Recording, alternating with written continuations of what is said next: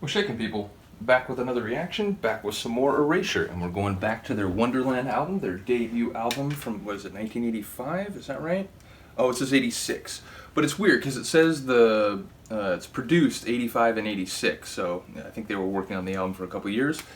Nevertheless, we're going to listen to the second tune on the album, Reunion. I'm just going to go through their albums because most of the material I don't know. I've already reacted to the tunes that really stood out to me from my memory of listening to Erasure, which is to say Chains of Love, Who Needs Love Like That, and Ship of Fools. Those three were the ones that I definitely remember hearing on the radio and or maybe my sister playing from her music collection. So yeah, I'm going to go through the rest of the two albums that I have now, basically just song by song, and if there's any song in particular that you'd like me to jump to, do let me know. I'd be willing to, move one up the list, but ultimately, because I don't really remember this material, I'm just going to go through it sort of song by song. I should mention that this entire album is produced by Flood. If you know Depeche Mode, you'll know that Flood was involved with a lot of their work. I don't think the first couple albums. I think Daniel Miller was mainly their producer in the first couple albums. But I think by the late 80s, Flood, and maybe the early 90s as well, Flood was working with Depeche Mode on a lot of their songs, so shout out to Flood. But yeah, this is a song called Reunion. Obviously there are a few things that makes you think of when it comes to families coming together, or people coming together, or maybe an intimate couple coming back after having issues. I mean, there's a number of different ways you could take that. We'll have to see if I can pick up any lines, because it's not a tune I remember. The lyrical analysis will be more sort of in the moment and reactive. Nevertheless, let's get to it. This is Reunion from Erasure and their album Wonderland in 1986. Oh my, I love you, been so much on my mind. I've been waiting for I am already sort of remembering the music of this. It's been so long, I watch the hours go by. It really doesn't matter, got you here by my side. I was blind, now baby I see the light. Love is I just love that kick bass line, stay with me, so close forever in time. See what you really feel and say you'll always be mine. Reunion, together this time. Yeah, it's coming back. Definitely remember this. That reunion, together we stand, that particular sequence especially.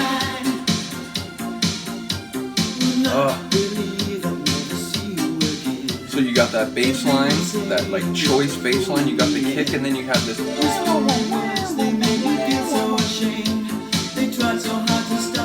soft, kind of subtle synth melody.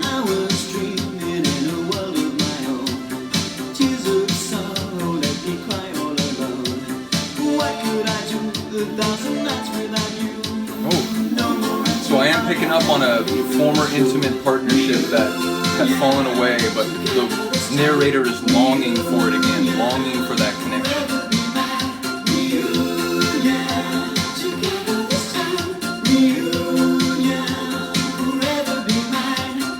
Forever be mine. Hey, some kind of almost harpsichord style, bright golden sort of melody. Wow. Love that sort of tone shift right as it led back into the chorus again. But it's like a stripped down interlude chorus. I like that really high sort of pinging layer.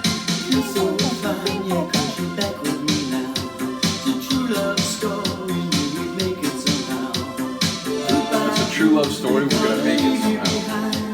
Now we be together, you're just wasting your time. Sunshine calling, must be love in the air.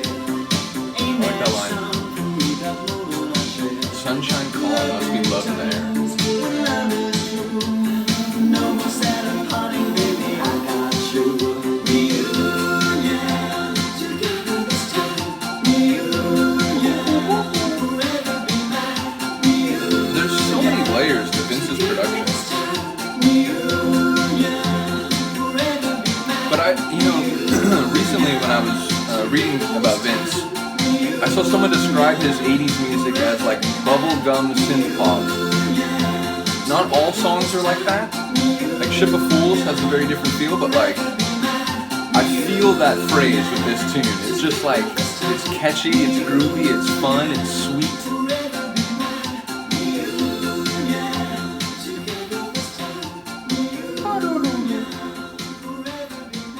A long fade, which again, you know, I'm not huge on fade outs, but if you're gonna do it, give it some space. Don't just like rapidly turn down the volume, which makes it seem much more jarring and then unnecessary. Nevertheless, I really do enjoy that.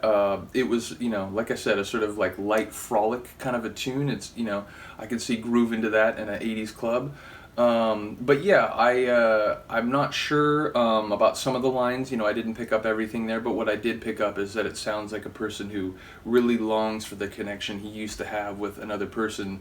And he's basically saying that when we're not together, you're just out there wasting your time. You know, like we really need to find this again because, you know, that's where together we will stand. So yeah, let me know what you think. Let me know if you like that one.